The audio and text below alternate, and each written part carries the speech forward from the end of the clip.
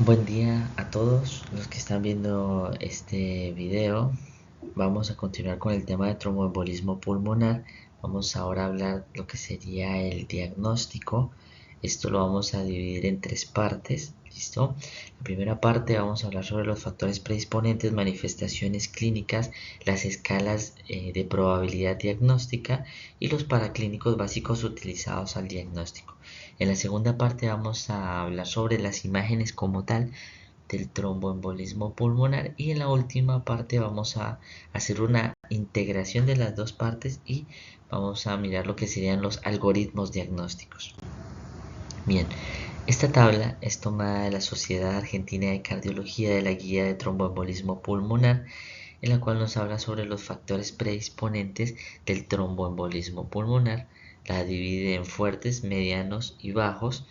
¿Listo?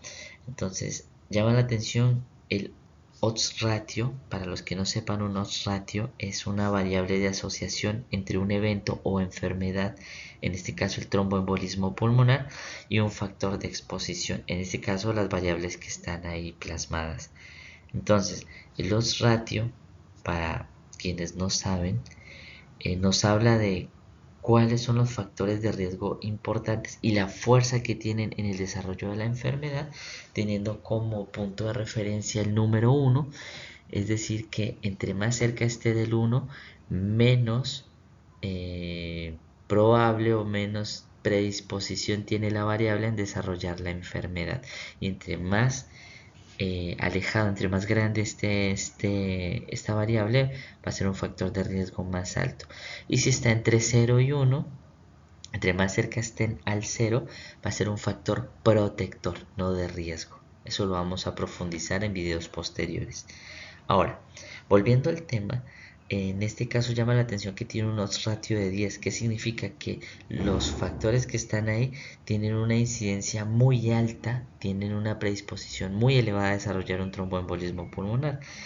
Como habíamos hablado en la parte anterior, las patologías o los procesos traumatológicos de lejos tienen más relación o incidencia con relación a desarrollar un tromboembolismo pulmonar. Las fracturas de cadera, las prótesis de cadera, la fractura de pierna, las cirugías mayores, los traumatismos mayores son los que tienen más predisposición de desarrollar un tromboembolismo pulmonar.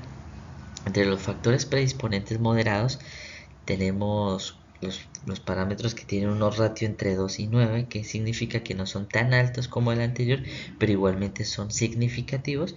Tenemos lo que sería la cirugía artroscópica, la colocación de catéteres centrales, pacientes que tengan malignidad y o que estén en quimioterapia, pacientes con falla cardíaca, pacientes con insuficiencia respiratoria que estén con terapia de sustitución hormonal o mujeres que estén tomando anticonceptivos orales, pacientes que hayan tenido una ACV con plejía, porque eso ya nos hablaría de pacientes que tienen predisposición de formar trombos, pacientes en embarazo y en posparto, pacientes que hayan tenido tromboembolismo previos o que tengan trombofilias.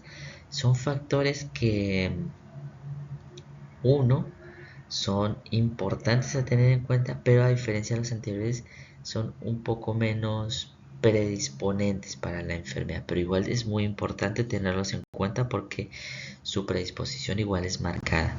Ahora tenemos los factores predisponentes débiles, entre los que hablamos variables que tenían un odds ratio en los estudios que se realizaron, y sería el reposo en cama mayor a 3 días, la inmovilidad por viajes prolongados, es decir, los viajes en avión extenso, los viajes en autobús, en automóvil, en moto, que sean muy prolongados, tienen predisposición a hacer trombos, que si bien no es tan alta como los otros factores, hay que tenerla en cuenta. La edad avanzada, la cirugía laparoscópica, la obesidad, los pacientes en embarazo y las personas que tienen alguna alteración a nivel del sistema venoso. Dícese las personas que tienen insuficiencia venosa, pacientes que tuvieron alguna lesión valvular de las venas, pacientes que hayan tenido algún trombo previo, es decir, todas las características que pudieron dañar el sistema venoso. Ahora, ¿qué pacientes vamos a tener sospecha clínica? Tengan en cuenta principalmente que los pacientes con tromboembolismo pulmonar se van a caracterizar por tener disnea súbita. ¿Qué significa? Pacientes que estaban bien, estaban tranquilos o no estaban tan mal y de un momento para otro empiezan a tener una falta de aire repentina, súbita. Que adicionalmente a eso se puede acompañar de taquicardia, taquipnea, que serían los mecanismos compensatorios, como lo hablamos en el video anterior. Pacientes que tengan tos por la irritación bronquial, palpitaciones secundarias a la taquicardia, pacientes que tengan dolor de pecho, ya sea o por la irritación pleural, por la hipertensión pulmonar o por la angina secundaria a la isquemia del ventrículo derecho. Ansiedad relacionada a la taquicardia, pero principalmente a la hipoxemia que tienen estos pacientes. Fiebre, que si bien a diferencia de las patologías infecciosas y o inflamatorias, no es tan marcada, pero sí se puede presentar. El síncope o presíncope, que en algunos casos puede ser una manifestación inicial del TEP, pero tengan en cuenta que si ustedes tienen un tromboembolismo pulmonar que debutó con síncope, de entrada siempre van a pensar que este paciente está inestable hemodinámicamente.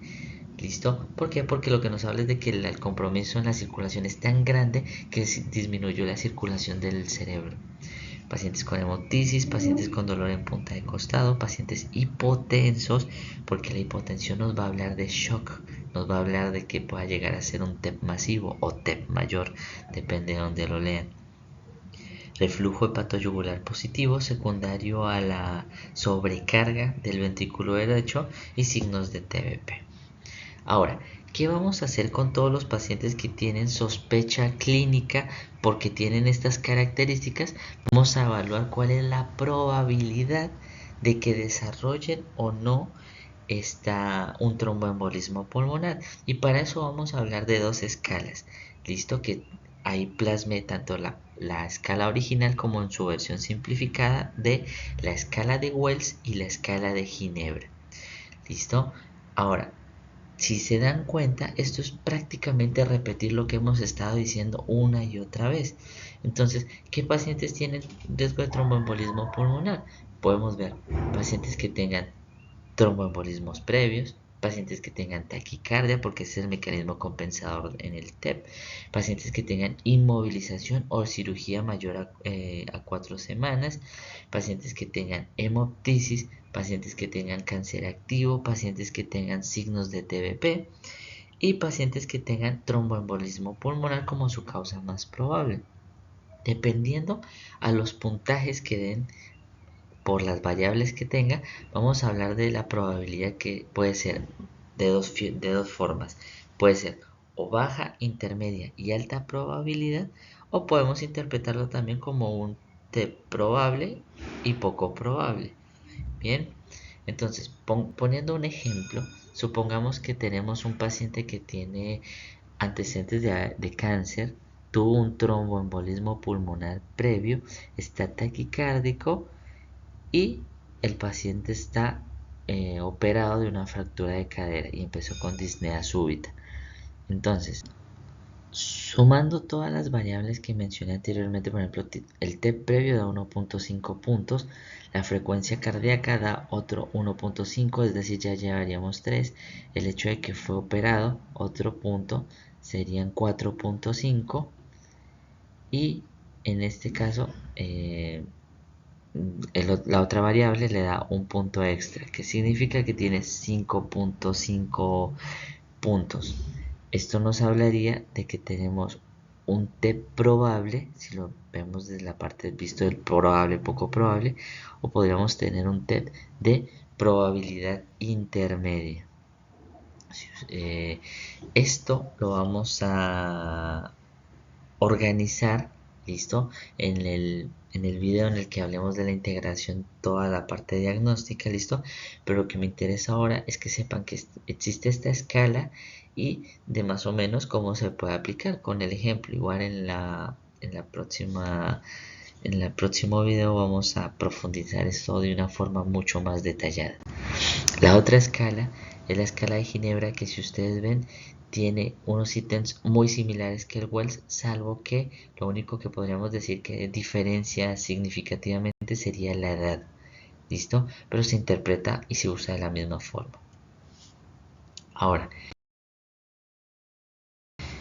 en estos pacientes que nosotros estamos sospechando que pueda llegar a un tromboembolismo pulmonar, ¿qué laboratorios nos van a ser útiles?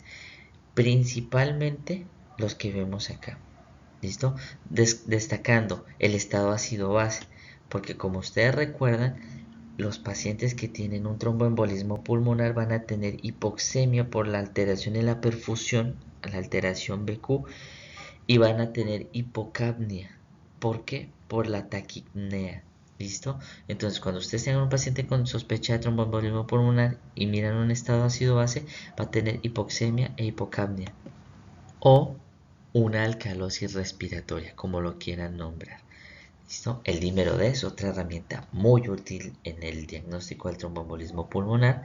El electrocardiograma y el ecocardiograma, principalmente por los signos de sobrecarga del ventrículo derecho. La radiografía de tórax, que más que diagnóstica, porque la probabilidad de que la radiografía en un TEP sea normal es alta, nos puede ayudar a descartar otras causas. La troponina y el ProNP, los cuales son marcadores de mal pronóstico, y la angiografía, el centellograma BQ y la angioresonancia. ¿Listo? Que eso lo vamos a ver en la parte de imágenes. ¿Listo? Ahora, ¿qué es el dímero D? El dímero D es el producto de degradación de la fibrina. Es decir, ¿cuál es la utilidad del dímero D? Cuando nosotros tenemos una lesión a nivel de la circulación, se va a formar un trombo secundario de la activación de la cascada de la coagulación. Esto va a terminar en fibrina.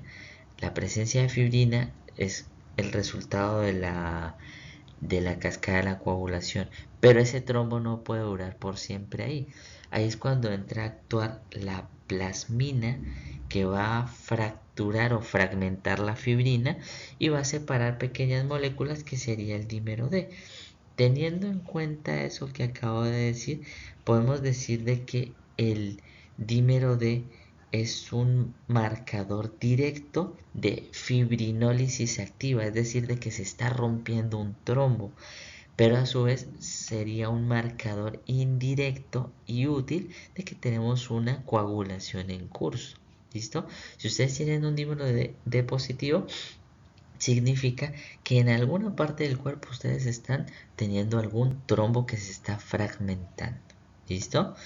Entonces, este dímero D lo podemos procesar, o el laboratorio lo puede procesar de dos formas, que sería el dímero D ultrasensible, que sería por la prueba ELISA, o un dímero D de probabilidad o sensibilidad intermedia, que sería la prueba de látex. Es muy importante que en los hospitales donde ustedes trabajen pregunten o consulten qué dímero D procesan, si es un dímero D ultrasensible o si es un dímero D prueba látex, porque su utilidad, su interpretación y sus valores van a cambiar. Bueno, ahora tenemos que el dímero D ultrasensible por prueba de ELISA tiene una sensibilidad cercana al 95% y a su vez va a tener un valor predictivo negativo muy alto, en algunos casos casi cercano al 100, en los cuales podemos decir que la presencia de un dímero D positivo ultrasensible no nos va a confirmar la presencia de un tromboembolismo pulmonar, pero que salga negativo un dímero D ultrasensible prácticamente descarta que tengamos un TEP. ¿Qué diferencia importante también tenemos con el dímero D ultrasensible y el dímero D de prueba de látex? Que el dímero D ultrasensible se vuelve positivo incluso con trombos o coágulos únicos. Bien, eso es muy importante y ahorita lo vamos a profundizar. Ahora, el dímero D de prueba látex tiene una sensibilidad menor al 95%. ¿Qué significa?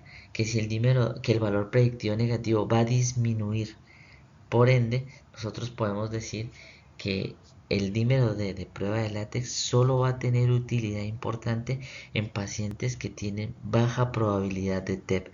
porque en riesgo intermedio y alto no nos va a ser de utilidad, o sí es útil, pero no tan útil como la prueba ultrasensible.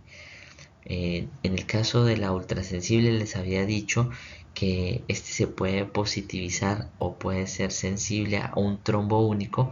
La prueba de látex se vuelve positiva cuando tenemos múltiples coágulos, que significa que en el TEP capaz no tenga un protagonismo tan marcado como la prueba de Lisa, pero en una patología como por ejemplo la coagulación vascular intradiseminada tiene un protagonismo mucho mayor la prueba de látex, porque entre más alta nos hablaría que producimos muchos más coágulos. Bueno, ahora, este dímero D, listo, tiene un valor de referencia que va a variar dependiendo de la literatura y el laboratorio donde ustedes lo utilicen, pero casi todos tienen en relación de que el valor normal es de 500 miligramos sobre decilitro o 0.5 microgramos dependiendo dónde lo procesen. ¿Listo? Esto es en personas menores de 50 años. Cuando tenemos más de 50 años se ajusta con la edad por 10. Un ejemplo, si ustedes tienen un paciente de 80 años sería 80 por 10, 800. El valor normal ya no sería 500 sino 800. Bien. ¿Qué utilidad tiene el dímero D? Que si bien dijimos que no confirma el diagnóstico y en algunos casos no nos descarta, nos puede ayudar a orientar qué pacientes se van a beneficiar o no de realizarles una angiotomografía. Adicional a eso, cuando hablemos del tratamiento, igual lo voy adelantando, cuando un paciente tiene un dímero D persistentemente elevado a pesar de 3 a 6 meses de anticoagulación, ese paciente tiene riesgo tromboembólico aumentado y son pacientes que quizás requieran anticoagularse en tiempos prolongados. Bien, ¿qué causas nos van a elevar el dímero D? El tromboembolismo pulmonar, el TEP, la coagulación vascular intradiseminada, la insuficiencia renal, la insuficiencia hepática, la insuficiencia cardíaca, el cáncer, las gamopatías monoclonales, el embarazo, las heridas grandes, las cirugías mayores, sangrados, necrosis, la edad avanzada, trastornos inflamatorios e infección. ¿Qué significa? Que en muchos casos o en la gran mayoría de casos el dímero D positivo no nos dice nada. ¿Por qué? Porque cualquier cosa que tenga este paciente que esté en esta lista va a hacer que se eleve el dímero D y va a afectar en la interpretación. De hecho, en algunos casos está manifestado que el simple hecho de estar internado va a elevar el dímero D. ¿Listo? Su utilidad es cuando es negativo. Bien, ¿qué patrones a nivel del electrocardiograma vamos a tener en cuenta? Recuerden que siempre o principalmente la manifestación va a ser la taquicardia sinusal. Bien, la taquicardia sinusal es lo principal o lo más frecuente en el paciente con TEP. También vamos a tener bloqueos de rama derecha, signos de sobrecarga de cavidades del ventrículo. Si llegásemos a tener una isquemia del ventrículo derecho, tendríamos una elevación del ST en ABR y B1. Podemos tener ondas P pulmonares secundarias a la hipertensión pulmonar y podemos tener una cosa que sería el signo de Maggin-White. ¿Qué significa? Significa que, como ustedes ven en esta imagen, en la primera imagen, aparece la presencia de un onda S en la derivación 1, una onda Q en la derivación 3 y una onda T negativa en la derivación 3. ¿Listo?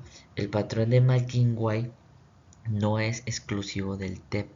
Cualquier patología que sobrecargue el ventrículo derecho puede llegar a presentar un S1QTST3.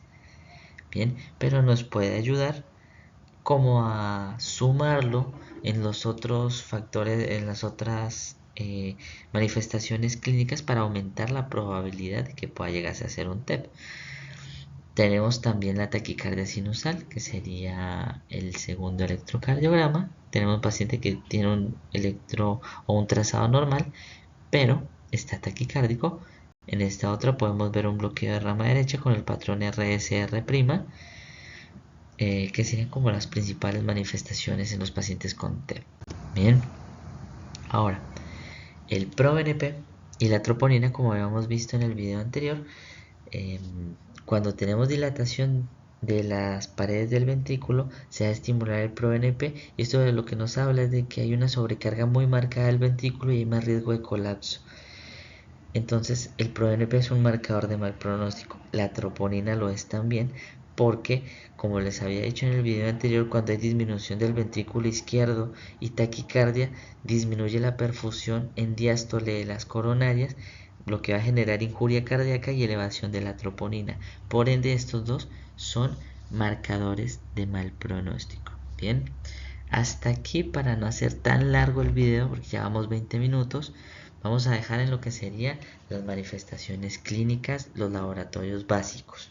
En el próximo vamos a hablar sobre las imágenes, y en el último, todo esto que hemos estado hablando lo vamos a organizar para hacer los abordajes diagnósticos de una forma organizada.